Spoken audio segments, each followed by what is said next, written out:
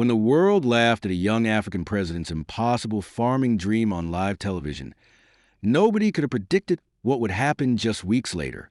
The story you're about to hear reveals how one man's quiet revolution not only silenced his critics, but transformed an entire nation and left global powers begging at his door.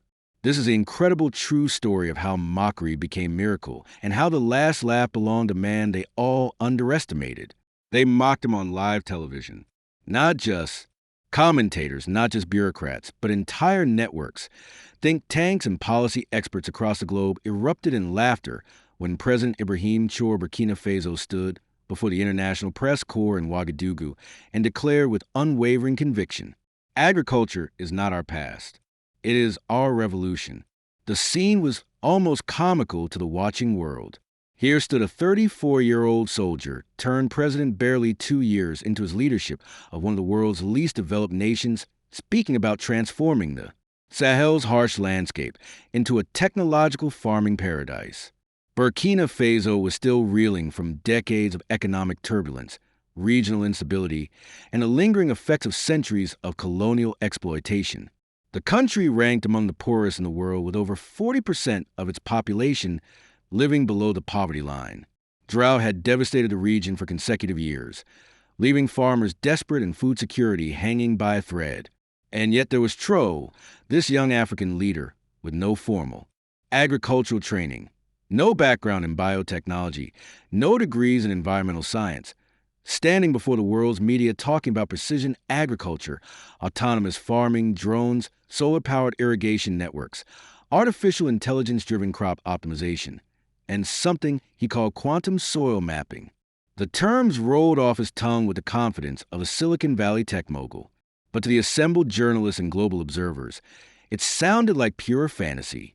The most viral moment came during a heated panel discussion on France 24's flagship international affairs program. Genia Michel Lefebvre, a celebrated European political analyst with 3 decades of experience covering African politics, couldn't contain his amusement. His silver hair perfectly co-ed, his expensive suit immaculate. He leaned back in his studio chair and smirked directly into the camera. The condescension in his voice was palpable as he delivered what would become the most replayed soundbite of the year. Monsieur wants to have conversations with millet using satellites. He dreams of teaching sorghum to speak through blockchain technology. But the hungry people of Burkina Faso don't need digital fairy tales. They need bread, not blockchain. They need water, not Wi-Fi. They need reality, not this technological romanticism. The studio audience erupted in knowing laughter. Fellow panelists nodded sagely, their expressions a mixture of amusement and pity. Social media exploded with memes and jokes. The hashtag quantum trended worldwide within hours. The headlines wrote themselves across major international publications. From Kalashnikovs to cucumbers, the curious agricultural dreams of President Traoré splashed across the front page of The Guardian. Le Man published an editorial titled Fantasy Farming in the Sahel. When desperation meets delusion, the Wall Street Journal ran a piece called Burkina's Big Gamble. Can a soldier grow silicon dreams? Even sympathetic African publications questioned the wisdom of such ambitious promises when basic infrastructure remained lacking. International development experts lined up to criticize what they saw as misplaced priorities. Dr. Margaret Thornfield, a senior researcher at the London School of Economics specializing in African development, appeared on CNN to express her concerns. While President Traoré's enthusiasm is admirable, Burkina Faso would be better served focusing on fundamental issues like road construction, basic healthcare delivery, and primary education. These grandiose technological projects often become expensive failures that drain resources from genuine development needs. The African Union's Agricultural Committee issued a diplomatically worded statement expressing concern about unrealistic expectations in member states, a thinly veiled criticism of Traoré's announcements. International donors began quietly discussing whether to redirect funding away from Burkina Faso's new agricultural initiatives toward what they considered more practical development projects. But through all the ridicule, through all the international skepticism and condescending analysis, President Ibrahim Traoré never flinched. He didn't fire back on social media. He didn't call press conferences to defend his vision. He didn't engage in angry exchanges with his critics or issue defensive statements through his government's communications department. Instead, he did something far more powerful and infinitely more dangerous to his detractors' credibility: that he simply got to work. What none of those laughing commentators, smug analysts, or dismissive experts knew at the time was how far Traoré's revolutionary vision had already progressed behind the scenes. The international mockery wasn't the beginning of his agricultural dream. It was merely the moment he chose to reveal it to the world. For months before that infamous press conference, a secret transformation had been quietly taking root across Burkina Faso's countryside. In absolute secrecy, operating with the discretion of a military intelligence operation, Traoré had assembled what he called his Agricultural Revolution Council, a diverse task force of engineers, agronomists, data scientists, soil specialists, meteorologists, and traditional farming experts. Many of them were young Kainab who had studied abroad and returned home burning with desire to apply their knowledge to their homeland challenges.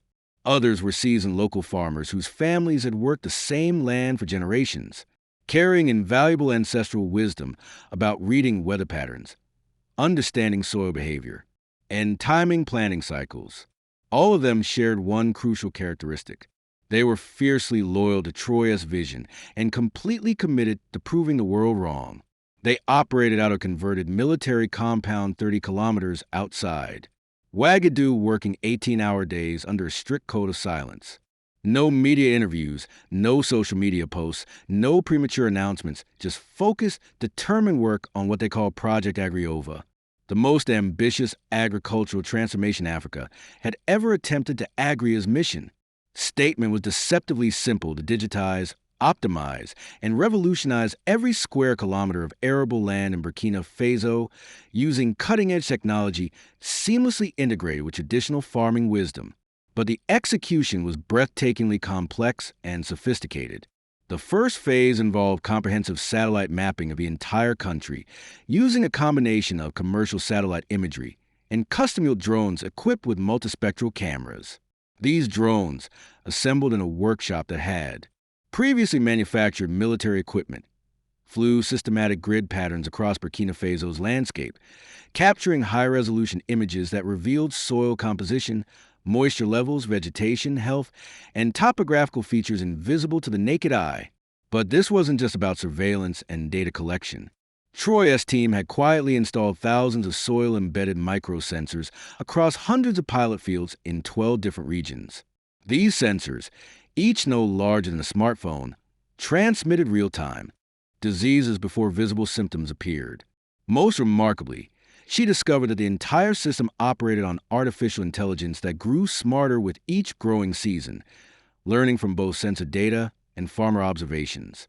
El Jazer quickly followed with their own investigation, sending a technical team equipped with soil testing equipment and agricultural experts. Their findings confirmed what BBC had reported. The crops were real, the soil health was exceptional, and the technology integration was far more sophisticated than anyone had imagined. The laser team soil analysis revealed mineral content levels that exceeded measurements from some of the world's most fertile agricultural regions. Independent testing confirmed that crop yields were not only genuine, but were actually exceeding the optimistic projections that had been dismissed as impossible just months earlier.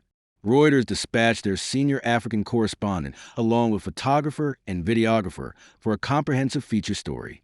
The resulting photo essay, published simultaneously across dozens of international publications, showed Kainab children playing between rows of tomato plants heavy with fruit, elderly farmers filling traditional baskets with rice harvested from fields that had been considered unsuitable for cultivation, and mothers teaching their daughters to operate tablet computers connected to Muso's agricultural optimization system.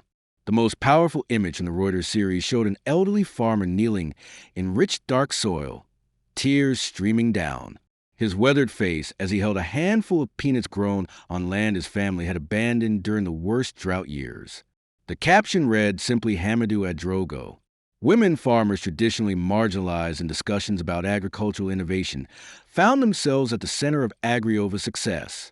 The system's name Muso explicitly honored their central role in West African agriculture, and the project's design actively sought their input and expertise.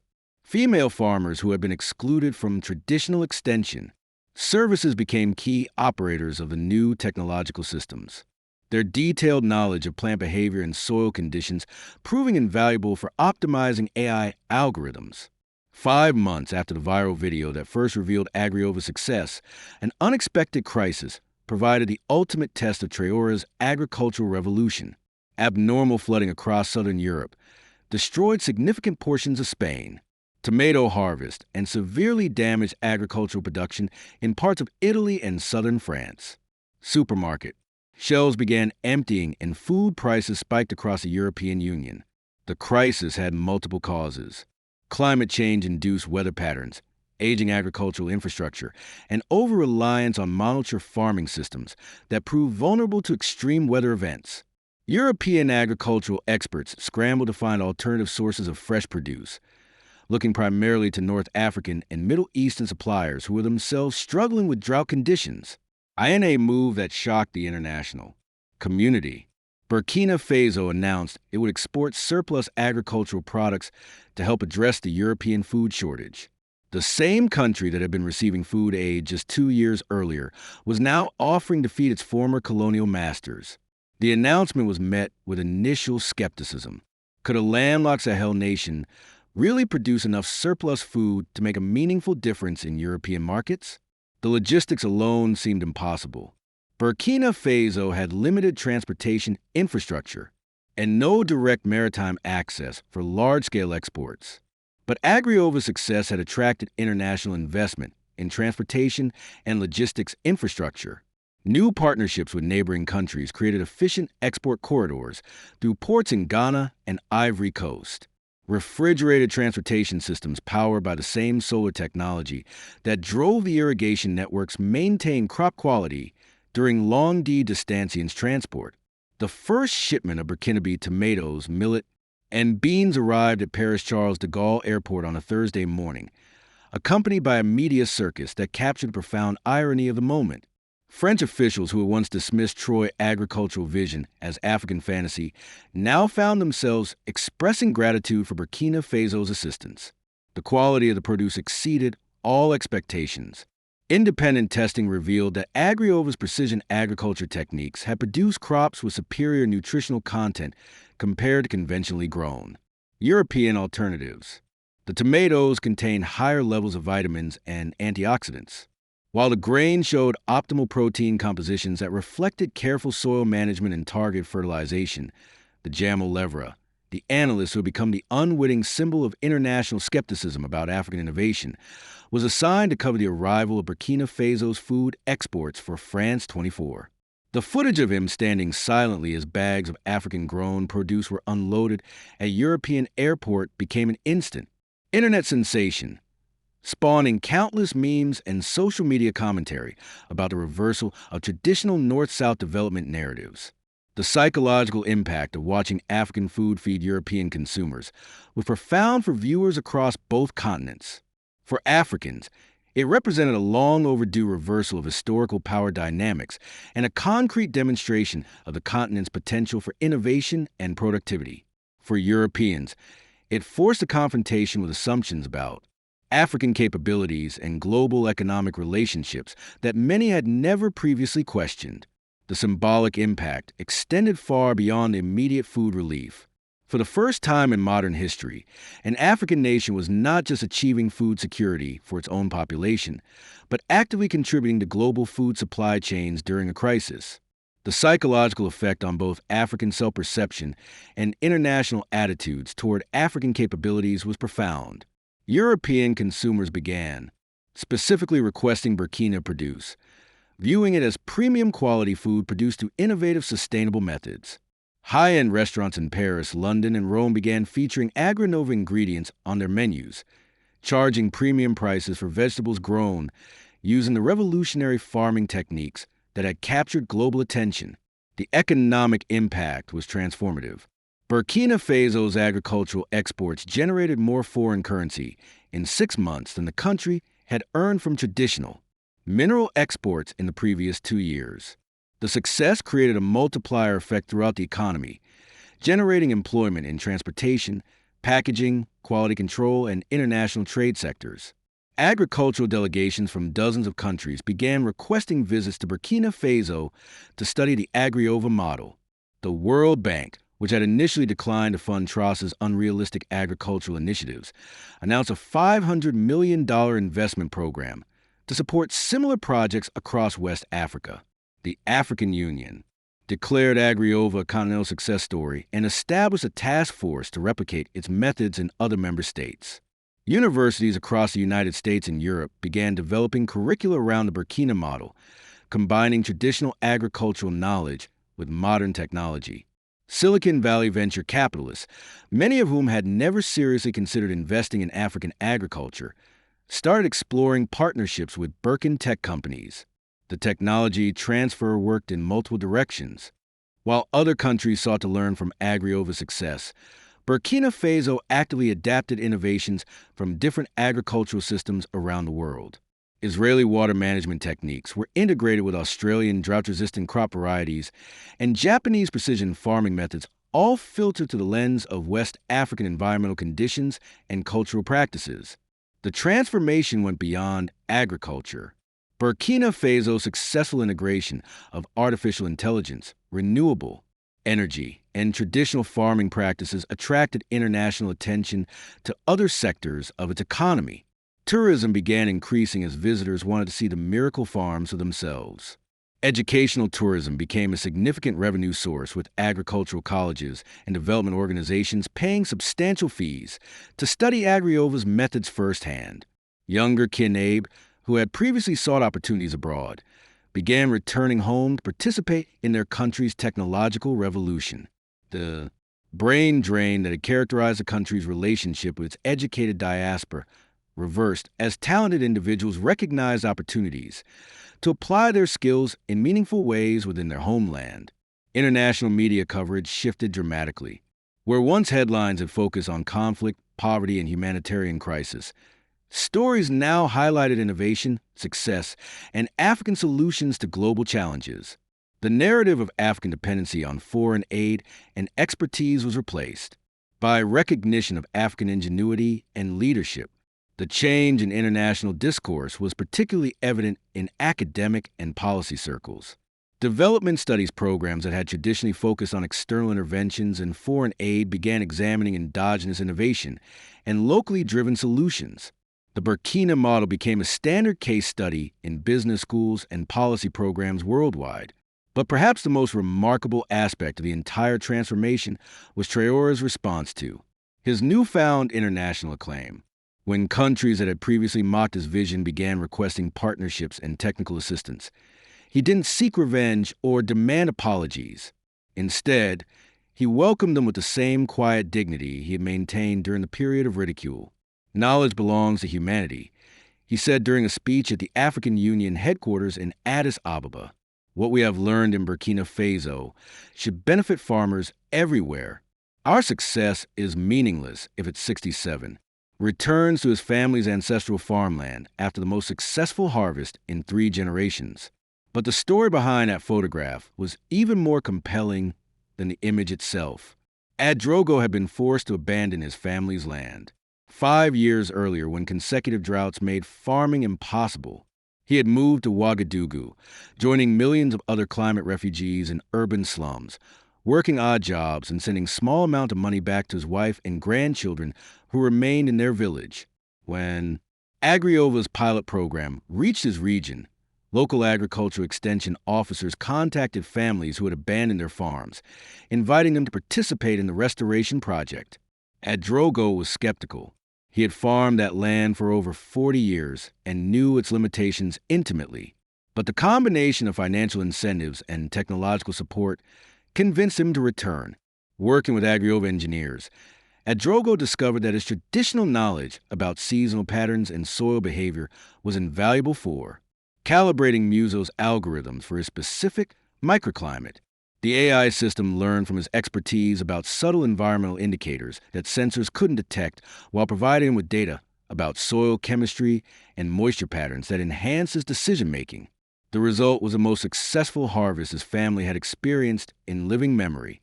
But more than that, the integration of technology with traditional knowledge had restored his sense of dignity and purpose. He was no longer a climate refugee dependent on urban charity. He was a respected agricultural innovator whose expertise was actively sought by younger farmers learning to work with the new systems. But perhaps the most satisfying moment for President Traoré came when France 24, the same network where Jean-Michel Leofevera had delivered his condescending dismissal, invited the analyst back for a follow-up segment. The network's producers, recognizing the dramatic irony of the situation, arranged for Leffer to travel to Burkina Faso for what they billed as a return to the scene of the crime. The contrast between Leffer's confident mockery 3 months earlier and his obvious discomfort as he stood in the middle of thriving farmland was striking. Gone was the smug superiority replaced by visible bewilderment and what appeared to be genuine embarrassment. His expensive European suit looked absurdly out of place among the farmers tending their digital age crops. The interview took place in the same village he had once dismissed as an economic wasteland destined for permanent poverty. Now he found himself holding a tablet computer displaying real-time data from Muso's agricultural optimization system, watching as farmers half his age explain how artificial intelligence helped them determine optimal planting schedules while incorporating traditional lunar calendar wisdom passed down through generations. The footage of Leffer struggling to understand the technological sophistication he had previously dismissed as impossible became an instant symbol of the dangers of intellectual arrogance and cultural condescension. His obvious discomfort was palpable as young Burkin farmers patiently explained concepts he clearly hadn't expected to encounter in rural Africa. President Traoré Levra finally asked, his voice noticeably lacking its previous confidence, sweat visibly beading on his forehead despite the early morning coolness. "I must ask, how did you accomplish this transformation? How did you prove so many experts wrong?" Troy, who had been quietly observing the interview from a respectful distance, approached slowly. He was dressed simply in traditional Birkin clothing, a stark contrast to the formal suits and military uniforms the world had become accustomed to seeing him wear at international conferences. Without speaking, he bent down and carefully plucked a single peanut plant from the soil, its roots still clinging to the rich earth. He examined it for a moment, then handed it directly to the stunned French analyst. The gesture was captured by multiple cameras from different angles, creating a moment of profound symbolism that would be analyzed and discussed for months afterward. Here was an African leader literally putting the fruits of his revolution into the hands of his former critics. "We listen to the earth," Troy finally said, his voice carrying the quiet confidence of vindication, and the earth listened back. The clip went viral within hours. But this time, the response was completely different. Instead of mockery and laughter, social media filled with expressions of amazement, respect, and admiration. The hashtag #Irritan'sBack trended globally, accompanied by thousands of comments praising Troy's vision and criticizing the international community's initial dismissive response. The symbolic power of the moment extended far beyond its immediate impact. The image of a confident African leader presenting the literal fruits of his success to a humbled European critic represented a fundamental shift in global power dynamics and intellectual authority. For many viewers, it was a powerful reminder that innovation and expertise could emerge from unexpected sources. Agricultural experts who had previously questioned his methods began requesting visits to study the Agriova system. Development economists started writing papers about the Burkina model as a new paradigm for technology-driven agricultural transformation. Climate scientists pointed to the project as evidence that innovative approaches could successfully address food security challenges in the world's most vulnerable regions. The academic response was particularly significant. Universities across Europe and North America began developing new curricula that examined the integration of traditional knowledge with modern technology using Agriova as a primary case study. The project challenged fundamental assumptions about the relationship between technological sophistication and cultural development that had dominated Western academic thinking for decades. Dr. Margaret Thornfield, a London School of Economics researcher who had initially criticized chore vision, published a remarkable myopia in the Journal of Development Studies. Her paper, titled Reimagining African Innovation, Lessons from the Burkina Agricultural Revolution, acknowledged the profound limitations of traditional development thinking and called for a fundamental reassessment of assumptions about technological capability in the global South. But the true genius of AgriOva wasn't just in its technological sophistication. It was in how seamlessly it integrated cutting-edge innovation with traditional agricultural wisdom. Traoré had insisted from the beginning that artificial intelligence should enhance, not replace, the accumulated knowledge of generations of Burkinabe farmers.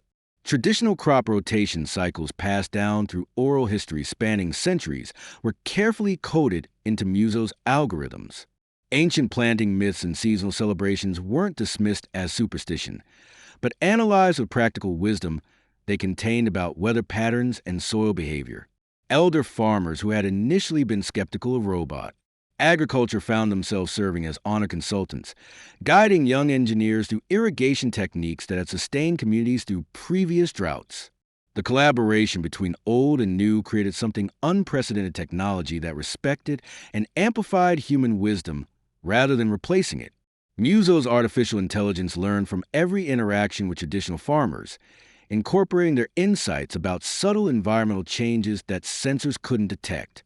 The result was an agricultural system that combined Silicon Valley sophistication with Sahel survival instincts.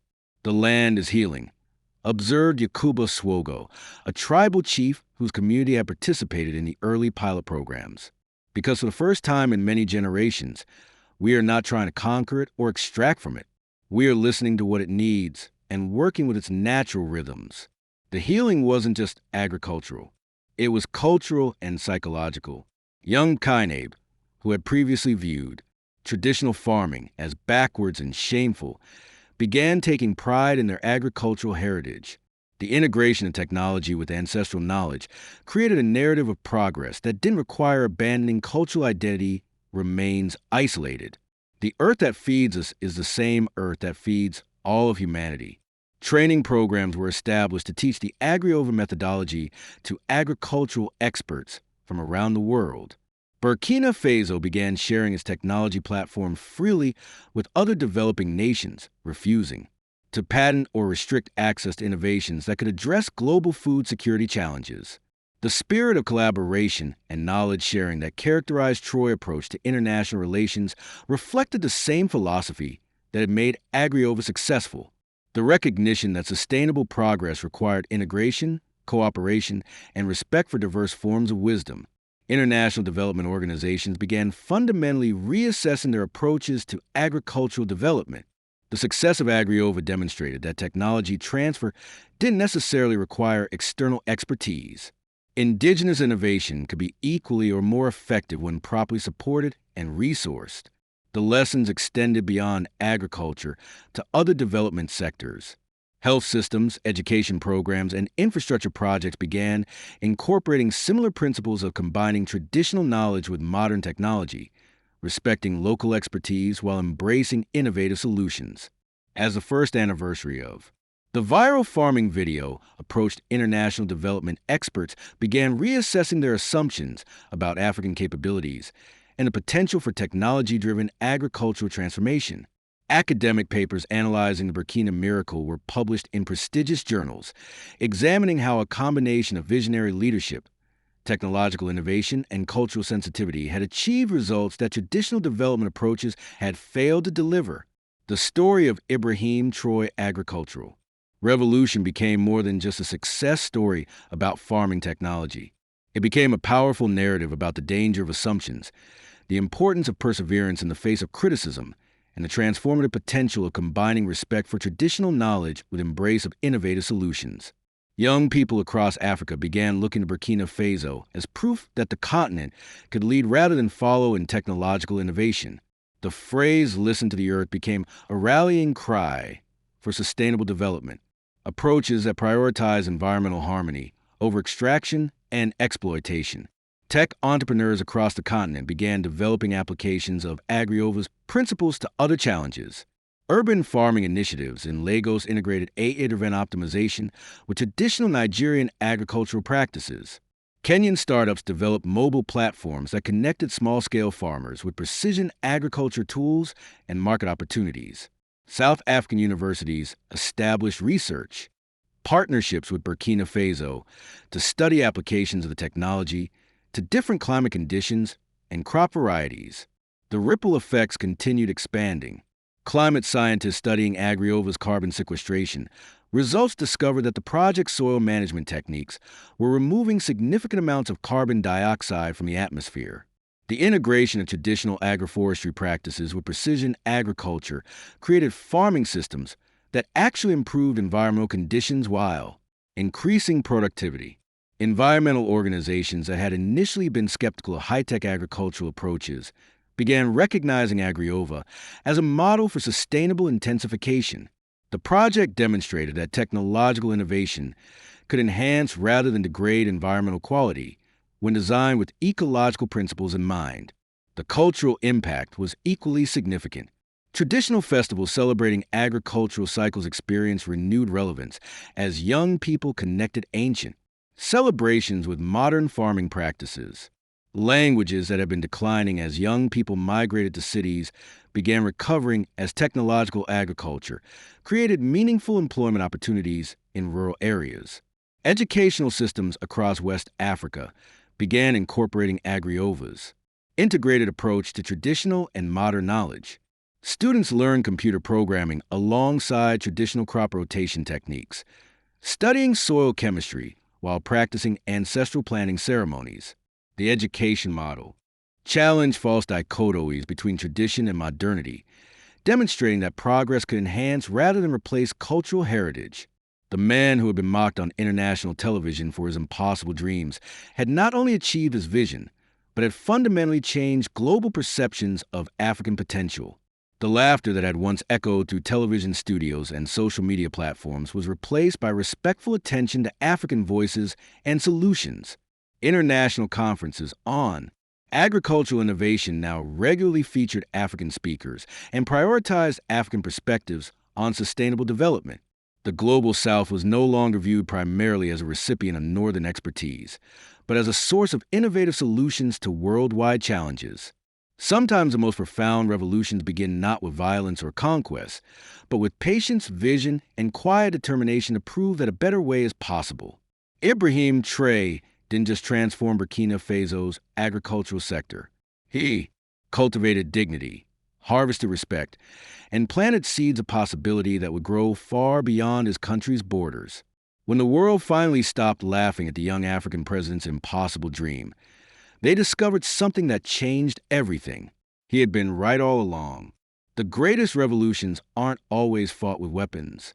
Sometimes they're grown from the ground up, one seed at a time, by leaders who understand that the future belongs to those who listen carefully to what the earth is trying to teach them. The story continues to unfold today as Agriova's influence spreads across the continent and around the world, proving that sometimes the most powerful response to mockery is not anger or argument, but the quiet determination to prove that impossible dreams can become extraordinary. Reality is when vision meets persistence, and wisdom learns to listen to the earth point. 3 years after that first viral video, Jean-Michel Leva made an unexpected announcement during a live broadcast on France 24. With visible emotion in his voice, he declared his resignation from television journalism to join an agricultural development organization focused on implementing Agriova-inspired projects across the Sahel region. The man who had once dismissed African agriculture innovation as fantasy was now dedicating his career to promoting it. "I have learned," he said in his farewell address, his voice breaking slightly, "that sometimes the greatest journalism comes not from reporting the news, but from admitting when you were spectacularly wrong and working to correct the damage caused by your own ignorance." His transformation became a symbol of the broader shift in international attitudes toward African innovation. Universities began offering scholarships specifically for students to study Agriova's methodologies in Burkina Faso. The Ouagadougou exchange became as prestigious as study abroad programs in London or Paris. The economic transformation of Burkina Faso accelerated beyond anyone's projections.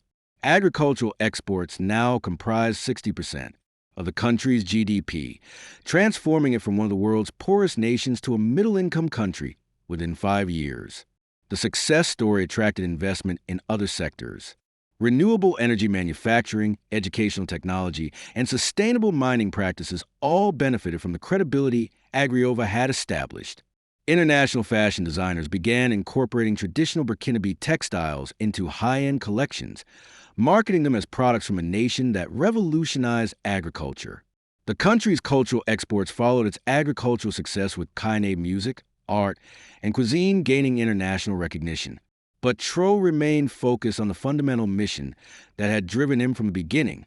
In his fifth annual address to the nation, delivered from the same fields where the first Agriova sensors had been planted, he reflected on the journey with characteristic humility. "We did not set out to prove anyone wrong," he said, standing among farmers harvesting their latest crop. "We set out to prove that our land, our people, and our knowledge could feed not just ourselves but the world. The earth taught us that when we listen with respect and respond with wisdom, miracles are simply the natural result of patience and persistence." The speech was broadcast live across the continent. But this time, no one was laughing. The audience watched in respectful silence as the young president, who had once been dismissed as delusional, spoke with the quiet authority of someone who had transformed not just his nation, but global perceptions of what was possible.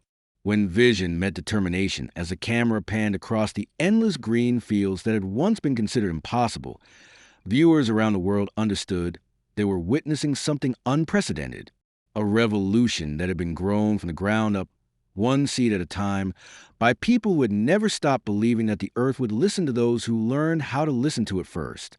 The story of Ibrahim Traoré and Agriova had become more than a tale of agricultural success. It was a testament to the power of quiet persistence over loud skepticism, of indigenous wisdom over imported expertise, and of dreams that refuse to be diminished by the laughter of those who lack the vision to see their potential that eye in the end. The greatest victory wasn't the abundant harvest or the international acclaim or the economic transformation. It was the simple fact that when the world had finished laughing, all they could do was learn from the man they had never should have underestimated. Let us know in the comments below. And don't forget to subscribe for more incredible stories about justice and comeback victories that will restore your faith in standing up for what's right.